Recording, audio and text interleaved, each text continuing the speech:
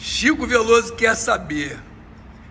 Vamos conversar aqui com o empresário Cláudio Pinto, proprietário da Empório de Baco, uma completa loja de vinhos, e a gente vai abordar aí assuntos referentes à enocultura e vamos beber um pouco nessa fonte.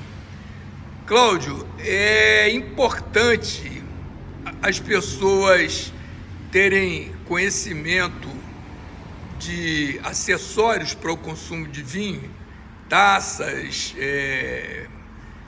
saca-rolhas e tudo mais que envolve aí, decanter, né? Tudo que envolve um consumo mais apurado da bebida dos deuses. Tudo bem, Chico? Então, importante não é estritamente necessário. É lógico que se você estiver num lugar mais remoto, a gente consegue abrir um vinho até sem saca-rolhas, né? Tem várias técnicas para fazer isso. Sabrá? Sabragem é para vinho espumante. Napoleão, que foi entre aspas, o precursor, né? Deve acontecer, com certeza foram outros, mas Napoleão é o título mais famoso, que se abria a garrafa de espumante sabrando com o sabre, com a espada. Mas de fato sim é importante os acessórios, especialmente o decanter e uma boa taça. Por quê?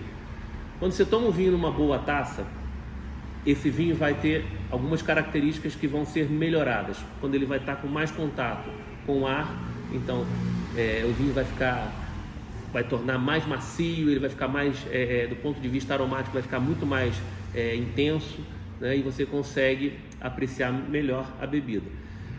Vinhos para decanter, você vai sempre melhorar quando você coloca o vinho no decanter, mesmo que seja um vinho jovem, né? Porque um decanter é como se fosse uma grande taça, uma taça bem larga, e esse processo de oxigenação ocorre de uma forma muito mais plena. Além de vinhos mais antigos, que geralmente costumam ter aqueles sedimentos, o pessoal chama de borra, né? Essas borras vão ficar depositadas no fundo do decanter e na hora que você servir não vai sujar a taça, tá? Então, assim, são acessórios importantes. Um bom saca-rolha também. Saca-rolha é muito pessoal, cada um tem um estilo, cada um gosta de um tipo, mas um bom saca-rolha ajuda a você abrir um vinho sem partir a rolha, também, que é outro tema. O tradicional ou aquele que injeta ar? Aí é pessoal, né? Como eu falei, eu particularmente eu não gosto do que injeta ar. Por quê? Se você pegar um vinho que a rolha já está um pouco mais antiga, na hora que você usá-lo, provavelmente essa rolha pode esfarelar, pode partir.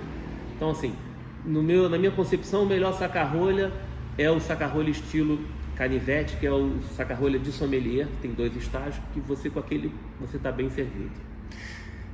Temperatura, logicamente, influencia bastante, né? É necessário aferir a temperatura, ter um medidor, ou tem dicas aí em relação a isso? Nesse caso, Chico, aí eu vou te fazer uma pergunta antes de responder. Você anda com termômetro no bolso? Talvez só os médicos, né? Porque ninguém anda com termômetro. Por quê? De fato, a gente vem de uma cultura que se falava antigamente, vinho tem que ser na temperatura ambiente. Isso é uma meia-verdade. Temperatura ambiente, não do estado do Rio de Janeiro, né? Que no verão, não é o nosso caso aqui na Serra, mas ainda assim no verão fica bem quente, acima de 30 graus. Se você tomar um vinho a 30 graus, que seria a temperatura ambiente no nosso verão, você provavelmente só vai sentir uma coisa nesse vinho: álcool. Você não vai aproveitar de nada e você provavelmente vai gastar dinheiro e não vai gostar do vinho.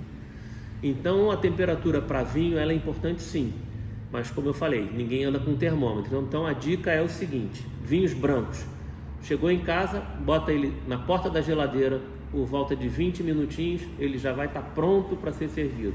A mesma coisa vale para o rosé, tá? Porque eles vão chegar na mesma temperatura ali, entre 8 e 12 graus. Isso, a geladeira marcando uma temperatura média, né?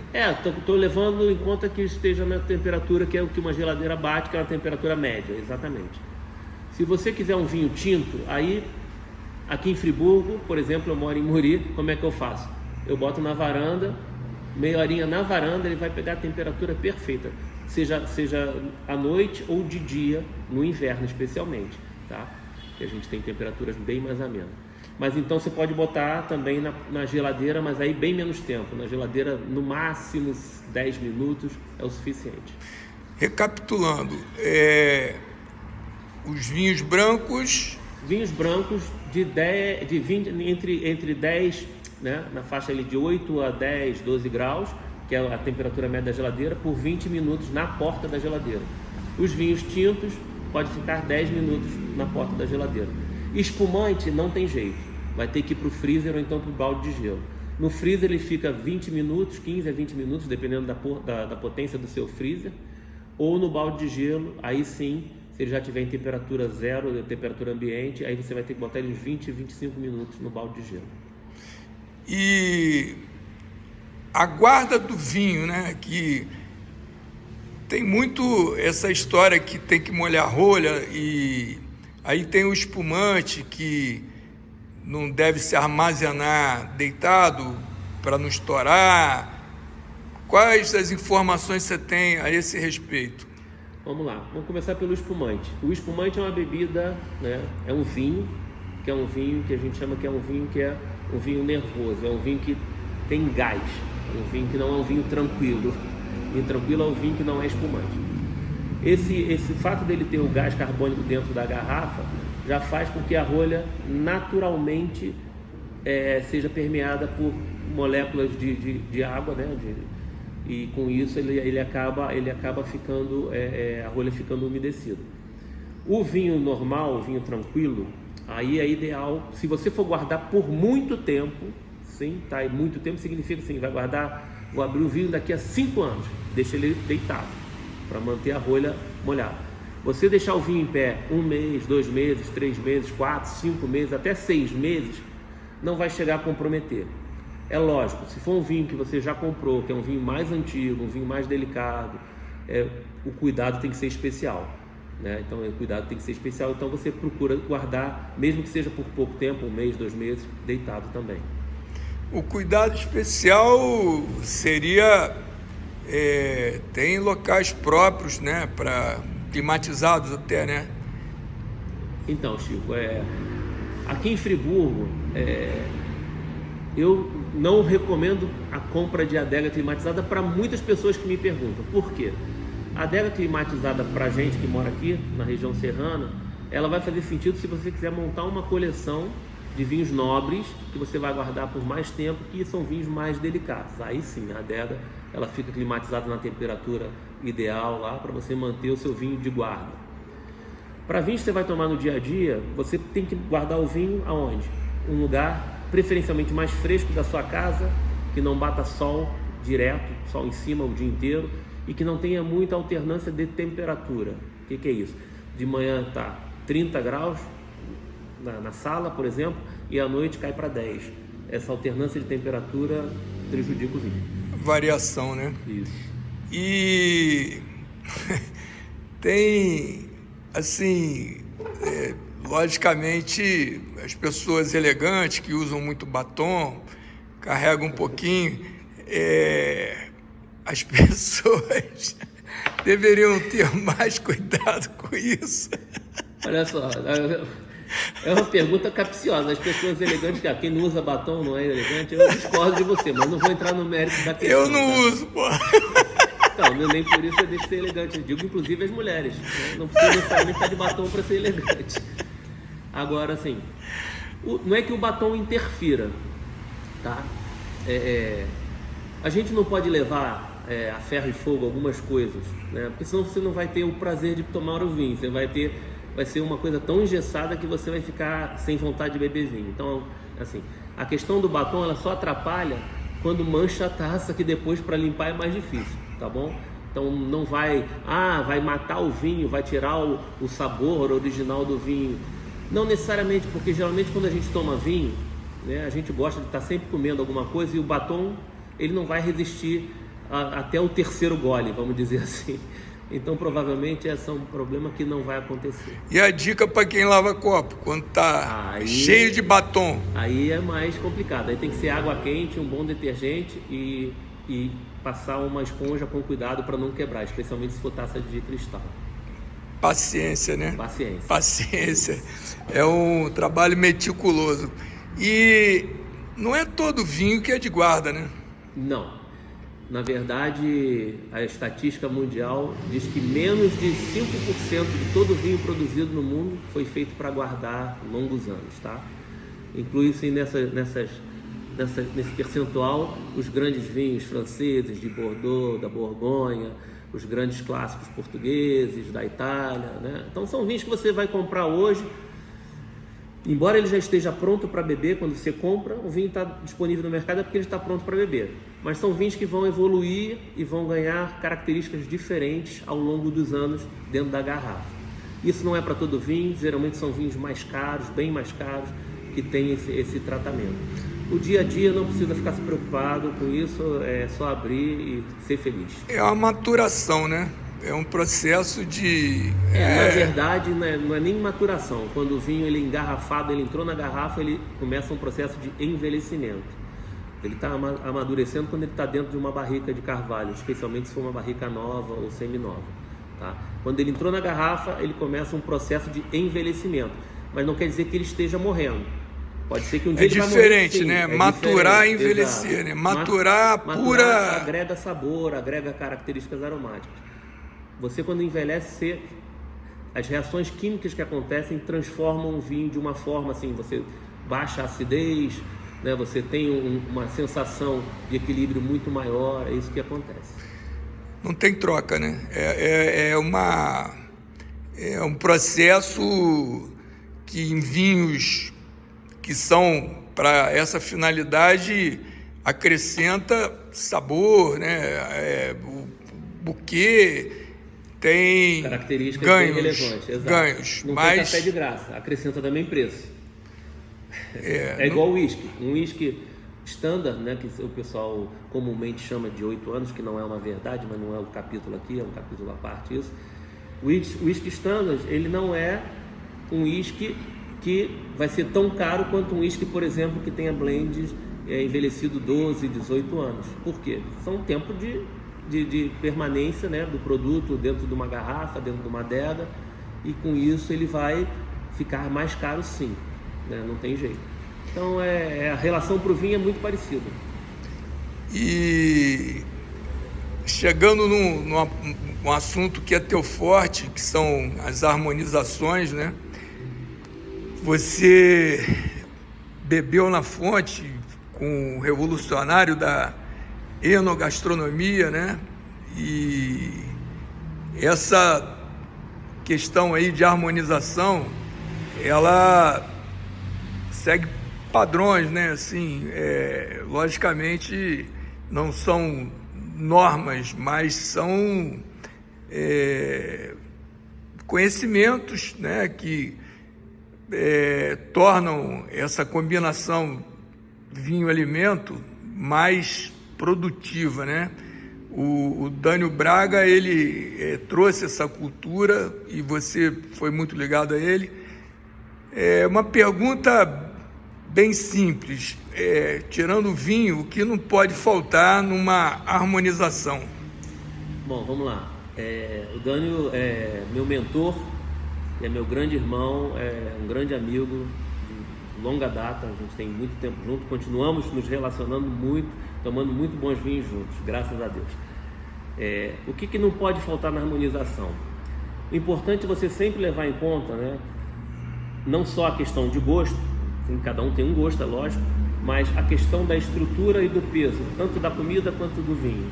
Quando você consegue equilibrar isso, a gente pode dizer que você consegue ter uma harmonização plena. O que eu quero dizer? Se você tem uma comida leve, não vale a pena você botar um vinho muito estruturado, muito encorpado. Por quê? Certamente esse vinho vai passar por cima da comida. Então, quando você comer um pouquinho da comida e depois tomar um gole do vinho, o vinho vai apagar todo o sabor da comida.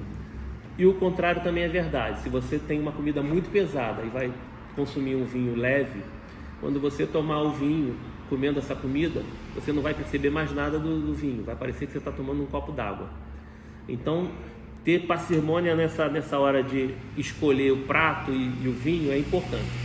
A dica que eu dou é o seguinte: se você vai para um restaurante, por exemplo, um restaurante português, não fuja da carta de vinhos portugueses, porque a culinária por regionalidade, a harmonização por regionalidade, ela é muito sábia. Então, se você está em Portugal, tome vinho português, está na Itália, tome vinho italiano, né? E por aí vai. É lógico que isso é uma maneira genérica de falar. Tem várias maneiras de harmonizar, inclusive por contraponto. Quando você harmoniza um vinho doce, por exemplo, com um prato salgado, ou uma sobremesa com um vinho bastante encorpado, então você consegue fazer várias combinações diferentes. Mas isso tudo é muito mais específico, é um capítulo assim que levaria dias para a gente explicar, porque tem muitas nuances que tem que ser levado em conta. A harmonização é para valorizar tanto o sabor do vinho quanto do alimento, né? Perfeito, isso aí. A ideia é buscar esse equilíbrio para que as sensações gustativas, né, sejam potencializadas. Exato. Falando em sensação gustativa,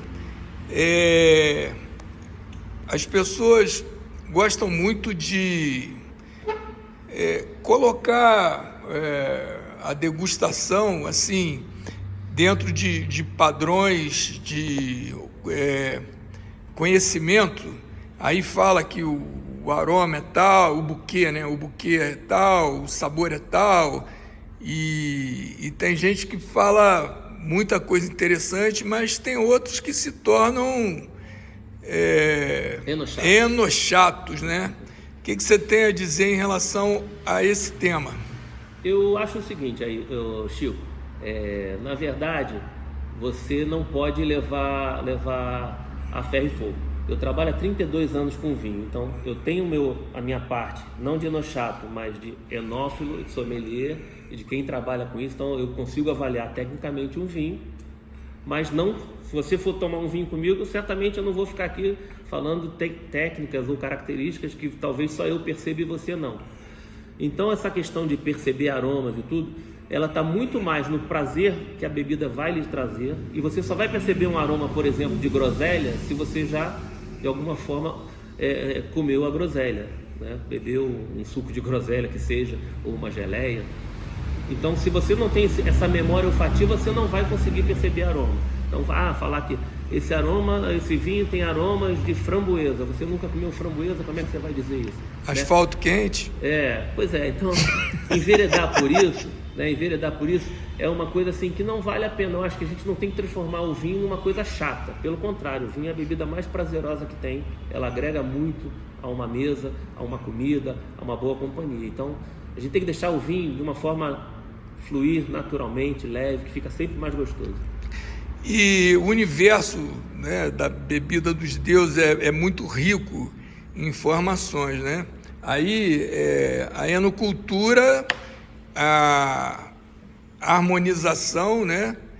Enogastronomia, tem o enófilo, o enólogo, o sommelier e por aí vai. Você pode dar uma passada aí em relação a esses termos? Vamos lá. Enólogo, na verdade, é o alquimista, é o criador de fato. Você tem, vamos acrescentar aí um termo também que a gente tem que valorizar, que é o homem do campo, que é o viticultor. É o cara lá que bota a mão na terra e planta de fato. O enólogo até pode, alguns fazem isso, tá? Eles vão lá e plantam. Mas o enólogo, ele é muito responsável por fazer a parte química da transformação do vinho, desde a hora que ele colhe a uva, que é colhida a uva, até o seu engarrafamento. Então o enólogo é o cara que é responsável por montar os blends, provar os vinhos, ver se o vinho está do jeito como ele pensou, e aí sim o vinho está pronto para ir para o mercado. Tem uma formação, né? É uma formação específica. Para ser enólogo, tem que ser também engenheiro agrônomo, então tem que ter pega uma cadeira da engenharia agrônoma para você poder conhecer solo, né, uma série de outras coisas. Exige uma formação acadêmica. Exige uma formação acadêmica. Você não pode ser enólogo assim porque você plantou uva em casa e está querendo fazer vinho, tá? Você tem que ter uma formação que agora parece que já está começando a ter algumas faculdades no Brasil preparando para fazer. essa formação, porque antes você tinha que ir para o Chile, ou para a Argentina, ou para a Europa, para poder fazer. O enófilo é aquela pessoa que é o estudioso do vinho. Então, eu sou um enófilo, eu posso dar aula sobre vinho, eu estudo, estou sempre atualizado e tudo mais. Aquela pessoa que é apaixonada por vinho, então ele passa a estudar por conta própria, autodidata, e fazer as provas e tudo mais. Depois você tem o sommelier. Sommelier é quem trabalha com o vinho, especialmente em casas especializadas ou restaurantes. Então, essas pessoas são formadas, e aí sim é uma formação técnica de sommelier, né? Você está apto a trabalhar com o vinho. Então, você vai entender serviço do vinho, manuseio, né? Guarda, manutenção e tudo mais. Você começa a ter uma característica dessa formação. Harmonizações também é bem importante, né, nessa parte, né? Porque é você que vai sugerir o vinho. Falando de harmonização, é curioso, Chico, que quando você vai ao restaurante, geralmente, via de regra, a primeira coisa que o garçom faz quando você chega no restaurante é ele entregar a carta de vinhos, né? Sem saber até o prato que você vai consumir. Então, eu brinco muito assim, ó, pode até deixar a carta aqui, deixa eu ver o cardápio primeiro, para aí sim, a partir do momento que eu escolhi o que eu vou comer, eu escolho o vinho. Porque até onde eu vivi, eu nunca vi alguém ir a um restaurante porque vou naquele restaurante X porque eu quero tomar o vinho Y. A gente vai num restaurante porque vai pelo ambiente, pela comida, né? O vinho passa a ser um coadjuvante na história. Agora, se eu vou para o restaurante levando um vinho que eu ganhei de você, Chico Veloso me deu um vinho fantástico aqui da Itália, eu vou sabendo o prato que eu vou escolher, porque eu vou escolher em função do vinho que eu estou levando. É importante também as pessoas, na hora de presentear, terem uma noção, primeiramente, para quem né? Porque tem determinadas uvas que não são do gosto de algumas pessoas, existem preferências em todos os sentidos. E para presentear tem que conhecer um pouquinho da pessoa, ou tem um coringa? Existem coringas. Quando uma pessoa chega para mim e fala assim, eu preciso dar um presente, é lógico, se ele conhece a pessoa é mais fácil. Se não conhece, aí a gente tem que apelar para algumas alternativas.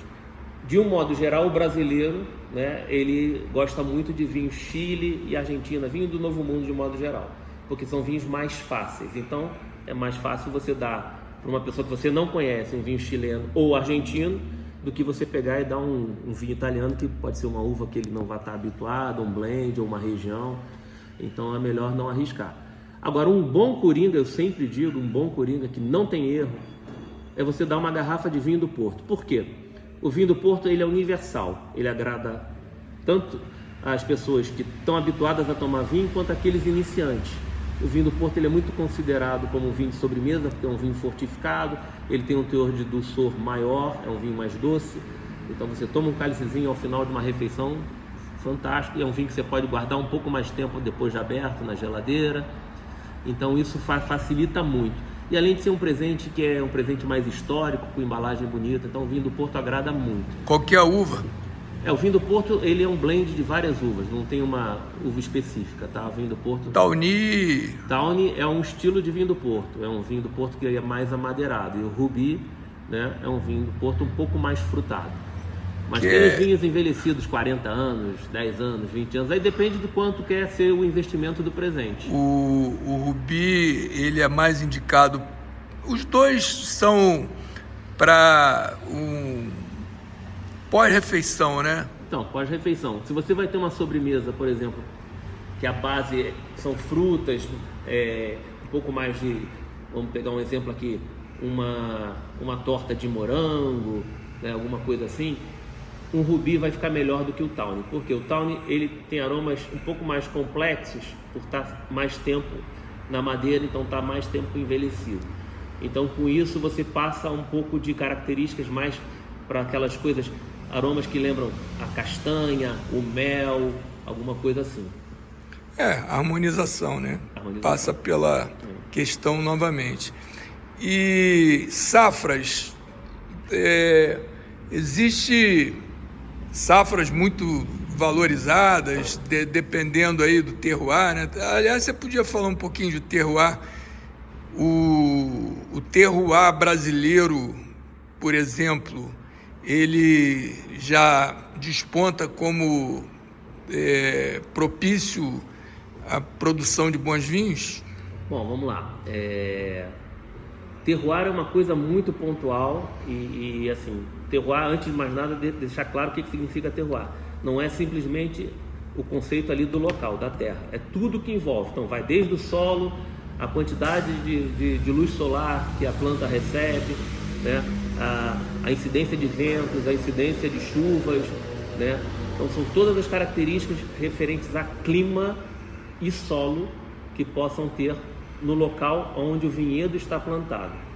Só para vocês terem ideia, na França, se você estiver em Bordeaux, você cruza de um lado para o outro do rio Garonne, do lado esquerdo é um tipo de terroir, e em frente, é só atravessar o rio, você está no mesmo nível do mar e tudo, em frente você tem um outro terroir totalmente diferente. Por quê? Por causa do microclima e da composição do solo de um lado e de outro. Então, é uma diferença muito sutil, sim, mas que passa essa diferença para as uvas e, consequentemente, para os vinhos também. Vamos falar do Brasil. No Brasil, a gente se habituou a produzir vinho na região sul. Por quê? Região de clima mais ameno, mais fresca, com forte imigração europeia, e lá por isso começou, né?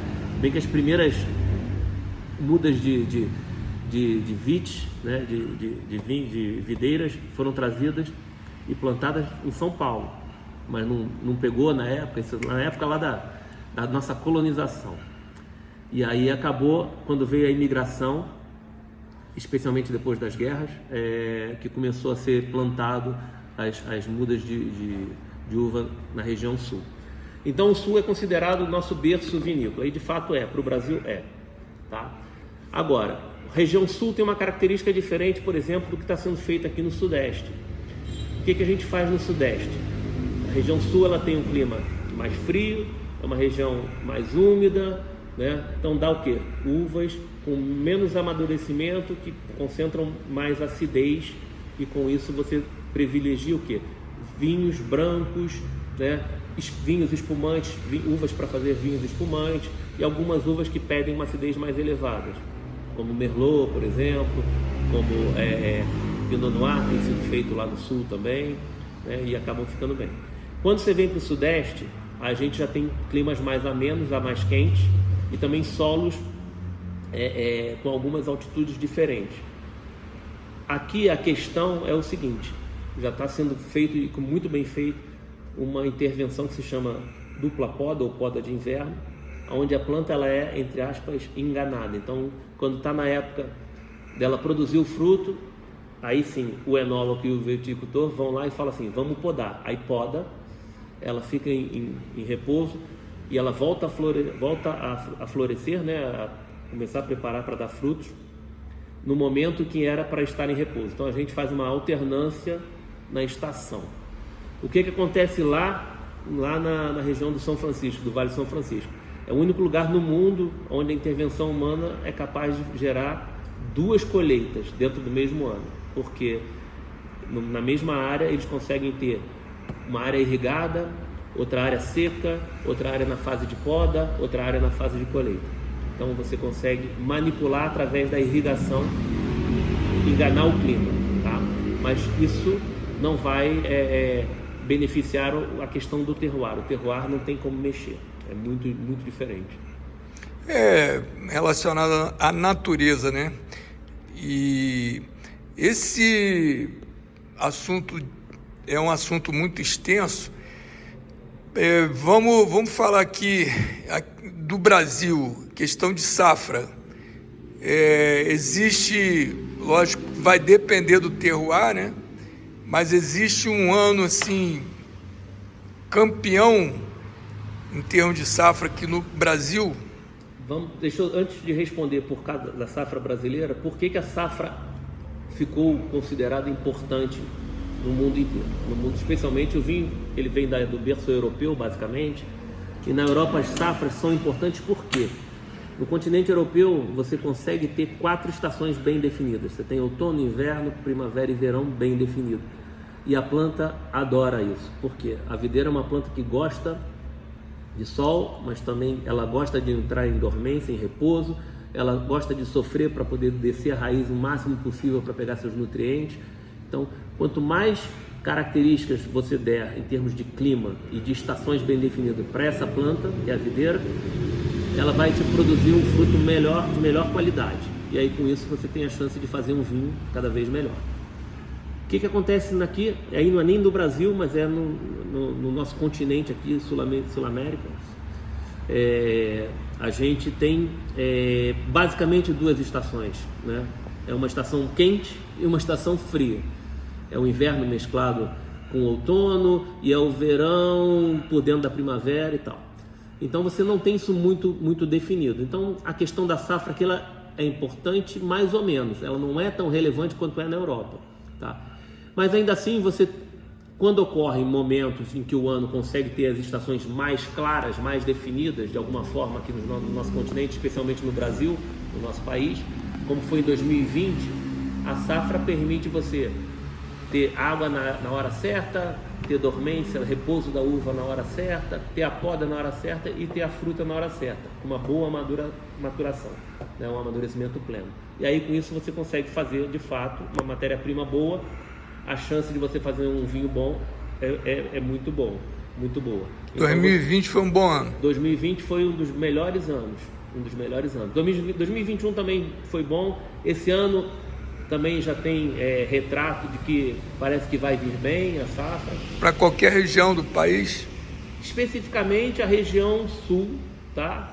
E pegando um pouco algumas áreas do sudeste, né? Algumas áreas do sudeste. O consumo do vinho, ele é muito social, né? E você tem uma casa bem sortida, né? Com uma grande variedade. As pessoas têm o hábito de consumir vinho aqui no seu estabelecimento? Aqui a gente tem, essa mesa inclusive é um pouco dessa história. A gente, quando abriu a loja, a gente tinha a ideia de fazer só uma loja de vinho, né, para atender os clientes que fossem passar aqui, pegar o vinho e levar para casa. Mas aí a gente, de tanto nesse atendimento que a gente costuma dar, nesse bate-papo, não tem jeito, começa a conversar, aí pede um vinho, ainda mais porque está falando sobre vinho. E aí os clientes começaram a demandar, podemos tomar um vinho aqui, abrir um vinho. Então a gente criou esse ambiente, né? A gente tem algumas mesas aqui, ali na frente também, para você chegar aqui e escolher qualquer um dos 700 rótulos que tem. Eu ajudo você a escolher e a gente pode tomar o vinho aqui, eu abro o vinho para você, faço 700 rótulos. 700, tem uma boa variedade. Uma vida. Uma vida consumindo vinho. Uma vida vai ter que beber mais do que todo dia para poder consumir isso. Uns 2 anos bebendo todo dia um rótulo. Então, assim, isso nasceu disso. E a gente tem sempre aqui essa orientação, quando é um vinho assim, mais de guarda, um vinho mais nobre, a gente bota no decanter, serve, né, faz o serviço como deve ser. E nesse quesito degustar vinhos, a questão social ela é potencializada, né? A pessoa tem um ambiente bom para o consumo, tem outros que podem levar uma conversa sobre tudo que cerca aí o conhecimento, e isso integra muitas pessoas, né? De fato, o vinho, quando ele está num ambiente propício, ele permeia altas reuniões, muita socialização, de fato, as pessoas ficam mais sociáveis, conversam, você vê até pessoas conversando com mesas de outras pessoas que não conheciam. Então o vinho tem essa capacidade. Outra característica legal de falar dos vinhos, assim, as pessoas falam, o melhor vinho que eu tomei foi um vinho barato, que eu estava numa viagem não sei aonde. Aí você começa a conversar e fala assim, até onde eu me lembro, ninguém viaja ninguém viaja, né, aborrecido, a gente viaja por prazer, salvo, claro, quando é viagem de negócio, aí não vamos entrar no mérito, mas você vai viajar com a sua família, você vai estar num momento feliz, num lugar bonito, então o vinho ele vai entrar no seu humor, no seu estado de espírito naquele momento. Então às vezes você está tomando um vinho da casa, um vinho simples em Portugal, que você não sabe nem qual é o rótulo, o garçom traz num pichê, numa garrafinha que não tem rótulo, deve ser o vinho da casa mesmo, e você vai comer uma boa comida, batendo um papo legal com os amigos, com os familiares. Fica perfeito. Fica perfeito, uma experiência super agradável. Super agradável. E a gente sabe que a tua mudança ocorreu há um ano para o novo endereço. Você tinha a loja em Muri e você atualmente está dentro do dia a dia do friburguense. Aqui você tem um amplo estacionamento, você tem facilidade de acesso. O friburguense, ele busca o conhecimento, ele investe na enocultura? Eu acredito que sim, assim, a gente recebe bastante gente aqui, de fato a gente está numa região muito privilegiada, que a gente está na área bem central mesmo, então tem uma comodidade, tem um grande estacionamento aqui na parte traseira do centro comercial, também tem a oportunidade de parar na frente quando for uma coisa rápida, então a visibilidade de fato aqui é maior. A gente procura sempre deixar o cliente à vontade quando ele vem à nossa loja. Então, aqui não é aquele estilo de loja que você vai entrar, eu posso lhe ajudar, não, você vai ficar à vontade, eu estou aqui disponível, se eu sentir que você está precisando de uma ajuda, eu vou ser o primeiro a lhe abordar e lhe ajudar, né? A gente tem uma adega aqui na casa já bem orientada para o entendimento, então fica mais fácil da maneira como as coisas estão ordenadas, e ainda assim a gente gosta também de ajudar com algumas características. Então, se você está em dúvida, eu vou falar um pouco daquele vinho, eu vou te recomendar algum vinho para aquele presente que você quer dar, ou para aquela comida que você vai fazer hoje à noite. Então, acaba gerando até uma socialização mesmo bem interessante, bem bacana, e você acaba tendo um atendimento classe A. E o friburguense, ele investe no conhecimento? Eu acredito que sim, porque a gente vem fazendo uns eventos que não são aulas, né? Não vou dizer que são aulas, mas que tem um conteúdo educacional muito importante, são degustações orientadas, degustações harmonizadas, jantares harmonizados, e que de uma maneira bem tranquila, bem light e bem agradável, sobretudo, né? Com o consumo do vinho, com o consumo da comida, né? Na degustação, a gente vai passando uma orientação e está sempre aberto a trocar o conhecimento. O vinho é muito legal porque não tem nada melhor do que você trocar um conhecimento com uma pessoa que quer receber e essa pessoa te dá um conhecimento de uma experiência que teve. Isso é muito bom, isso acontece bastante aqui. Essa atividade você tem aí frequentemente, né? Essas degustações, harmonizações, né?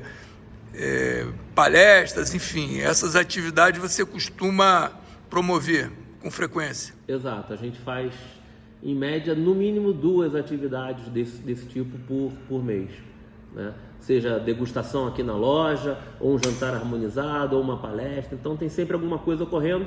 A gente publica sempre nas nossas mídias sociais, no Instagram, Facebook, e também para o nosso mailing list do nosso grupo de WhatsApp. E quem quiser, qualquer cliente que queira, é só vir aqui, se inscrever, que vai receber toda a nossa programação, não só de eventos, descontos e tudo mais. Bom, eu acho que é curiosidade geral. O que não se deve fazer de maneira nenhuma numa harmonização? Bom... Não se deve fazer numa harmonização é uma pergunta difícil de responder, porque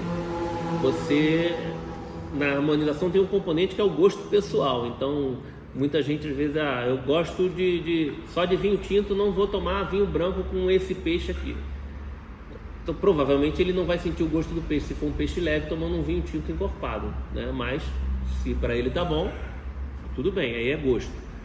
Agora, não existe bem regras, né, assim, que não pode fazer. Existem alimentos que são mais difíceis de harmonizar. Por exemplo, ovo é um alimento difícil, mas ainda assim você consegue ver ali alguns vinhos, alguns pratos. Quer ver? Vou dar um exemplo do Brasil: feijoada. Vou comer uma feijoada, tem que ser com cachaça e cerveja. A cachaça eu até mantenho a cachaçinha para o final. Agora, a cerveja, você tem alternativas. Você pode pegar vinhos que tem uma estrutura de corpo bastante grande, suficiente para aguentar toda aquela gordura envolvida, todo aquele peso que a feijoada traz. Tá? Então, assim, não existe uma verdade que seja absoluta quando a gente fala de vinho, de harmonização. Existem, assim, uma relação de perdas e ganhos que você vai ter que medir e ver se está de acordo ou não. Gafe é beber demais, né? Lógico, a gente tem que consumir moderadamente, o suficiente para você ficar alegre, do ponto de vista assim, mais consciente, para continuar conversando. E o vinho com comida, né, ele vai sempre melhorar, os dois, melhora o vinho, melhora a comida. Ou não, né? Se você não tiver no caminho certo, acaba sendo mais complicado. Agora, a dica que eu sempre dou, para não ter dor de cabeça no dia seguinte, é 1 copo de água para cada taça de vinho. Então, tem que beber água. Vinho tem que beber hidratar. Água. Hidratar o tempo todo. Informações, vamos lá. Empório de Baco, Instagram, Facebook, WhatsApp, né, que é o 22 99 206 9670. E tem o site, né? O site também. Lembrando que Empório de Baco é Empório DI, né? Baco, com 2 Cs, como se fosse em italiano, sem acento, sem nada. Mantendo aí a grafia estrangeira, né? Isso. Mensagem? Bom, mensagem de agradecimento, sobretudo para a cidade. A gente já está há 12 anos aqui, há 7 anos com a casa, né? Não nesse ponto, mas com a marca Empório de Baco. E Friburgo acolheu a gente muito bem, a gente fez muitos amigos aqui, que são amigos realmente muito, muito importantes, amigos do coração. A gente tem clientes fantásticos, desde a primeira loja, que continuam nos prestigiando, né? Moradores da região também de muitos anos, desde que nasceram, famílias locais de Nova Friburgo. E hoje eu posso dizer com certeza que a gente está muito bem inserido no contexto da cidade, muito feliz, e a gente vive 100% do tempo dedicado a Friburgo. Você é um carioca de alma friburguense, né? Você tem boas recordações aqui da sua... Eu sou o menino do Rio, criado na praia, mas que eu adoro a serra e não troco a serra por nada. Tem amor à cidade, né? Exato. E é isso. Chico Veloso quer saber. Perguntei muito, hein? Chico tá com a língua afiada. Obrigado, Cláudio. Prazer, Chico. Até a próxima. Até a próxima. Tchau.